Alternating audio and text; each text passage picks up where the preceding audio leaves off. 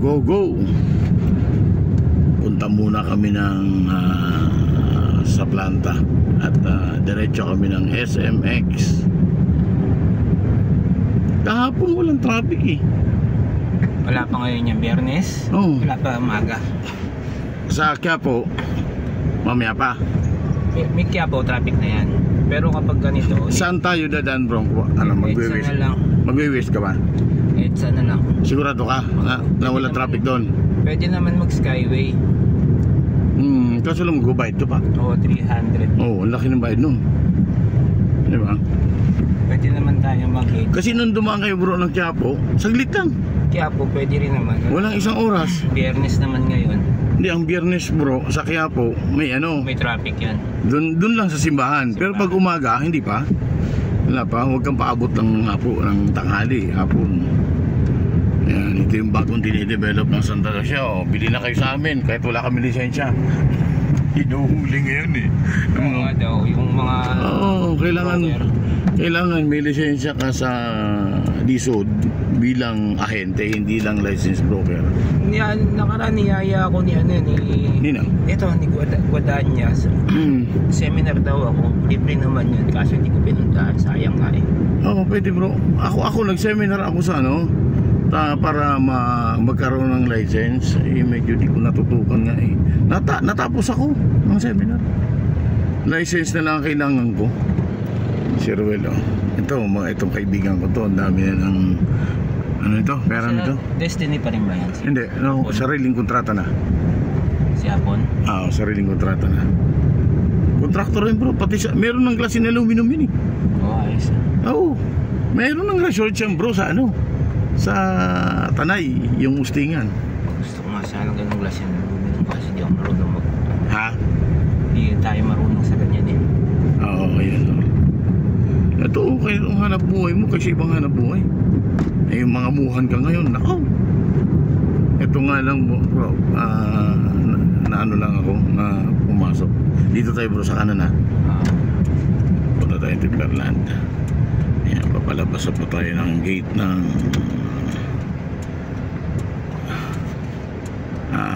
lugar namin. Dito tayo sa kanan. Bago tong sedan mo, di ba dati malaki yung sakyan mo? Sinuli ko yun. Ay, ganon.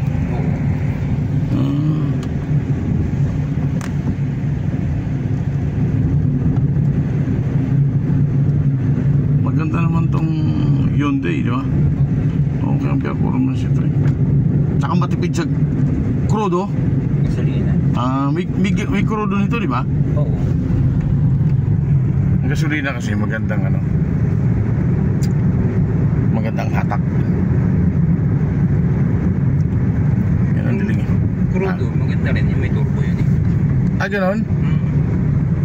Matipid pa kumbaga sa pero mas mahal siya. Mas mahal. Oo. Magkano kuha mo nito? Mas mahalaga.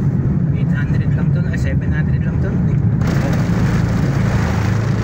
Okay na. 700 lang to. Kasi pang negosyo eh. Brand mong kinuha Oo. Sila citizen na sa Canada Oo sila. Wala kang balak mag-Canada? Meron din. Meron po. Kukunin. Oo, di ba? Kasi pag andun ka na kasi, yung mga anak mo, kukunin din yun, di ba? Kasi yan eh. Kukunin. Anong problema yun eh. Oo, di ba? Iba kasi ang buhay doon kaysa rito sa atin. Baga mas madali ang pera doon eh. Mahirap na rin daw doon. Ay, gano'n?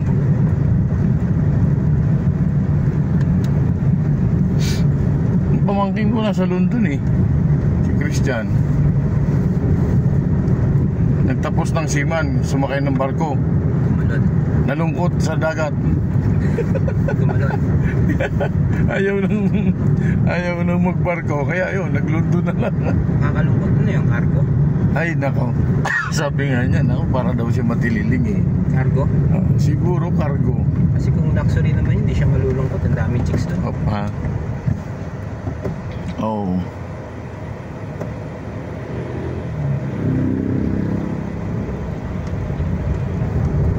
Hindi matino yun. Hindi yun One man yun eh, one man. Cargo siya, cargo ang sinakyan nila.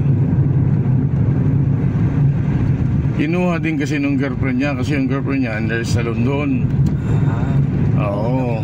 Talon barko lang, pwede din. Oo. Hindi, nag-apply din talaga siya na ano. Tapos pagdating doon, magpakasal sila. Oo. Tapos na problema. Yun na nga, andun na nga sila. Ano nga, every 6 months bro, nauwi dito. Laki pala ng pera doon. Oo. Pounds doon eh.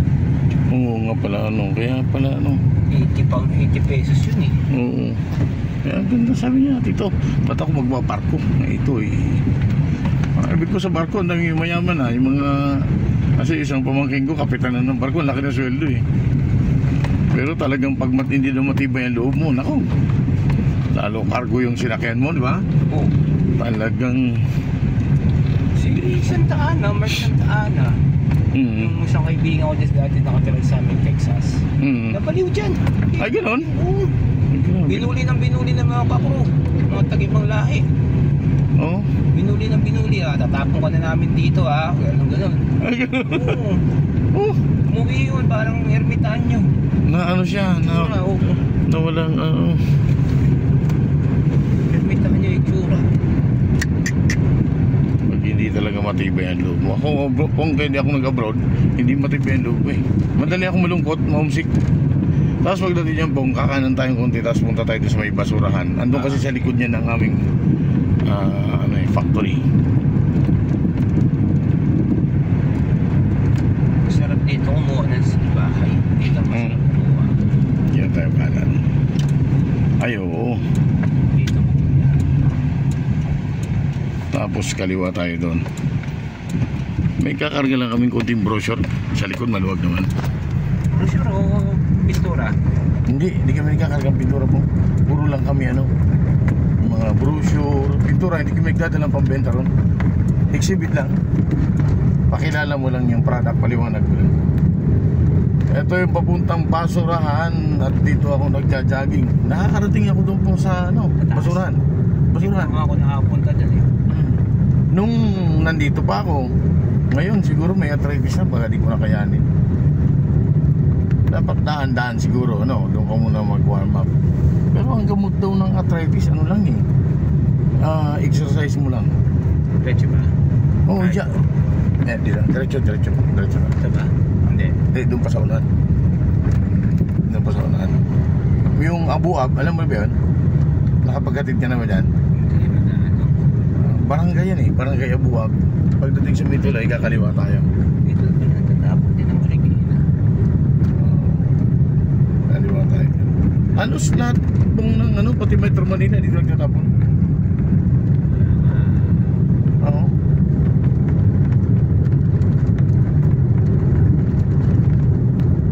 Halos lahat ng tapos kaliwa tayo dyan. Andyan yung planta ng pintura namin.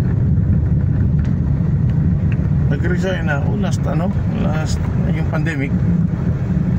Yun lang, pag may mga exhibit, yan, kinuha nila ako. Ano negosyo mo doon sa probinsya? Kantin at saka prutasan, kaliwa tayo rito. Malakas naman ang kantin. Ha? Malakas naman ang kantin. Mas malakas bro ang prutasan. Gulayan, oo. Ang gulay kasi everyday. Ang kantin malakas kung makikita mo, pero mas malaking gasto. Ilan ng tao namin sa kantin. Tsaka kapag nakakupitan ka ng tao mo, yari ka. Matrabaho. Hindi naman kasi ang aming nakakamera. Kumbaga kasi pero meron yan. Kupitan ka talaga 500 isang araw ng bantay mo. Ay, nung una pong naangkantin namin ni Mrs. na sa may munisipyo, pabaya, nasa Orinula lang nakalagay yung pera. Naku, sabi ko sa'yo, hindi lang 1,000. Tindero, yung kusinero nagtitindero. Pagka pa, nako, nasabi ko sa'yo, nung malaglag yung 1,000, doon nagkahalataan. Diyan tayo po. Ito? Yan, pula. Businahan mo. Tapos buksan mo yung Buksan mo yung totoo yan. Kupitan ka lang na 500 ng ay, hindi lang pong nung nakaraang alam niya na may susundo. Nung nakaraang andong kami, nako, sabi ko sa'yo, hindi lang sanding. Maniwala ka. Kusinero, nagtitinda. Nung malaglag yung 1,000, nagkahalata na. Hindi, diretso mo. At may kukunin lang tayo. Doon tayo sa harapan. Totoo yan, kuya. Simpa pa dyan kapag kinagwita. Kasi ang karinderya, ang puhunan mo dyan, dapat titriple. Oo. Diretso? Dito. Yan yung service namin, no? Kaso lang color coding. Dito na, pwede na rito. Okay, doon na kaya tayo sa bandang harapan. Oo, dyan na tayo sa may banda rito. Dito? Dito parada ako. Dito? No, dyan na lang para pag-alis natin. Ayan. Doon tayo. Para madalian tayong lumabas. Okay, andito na kami sa planta ngayon. Okay, bye.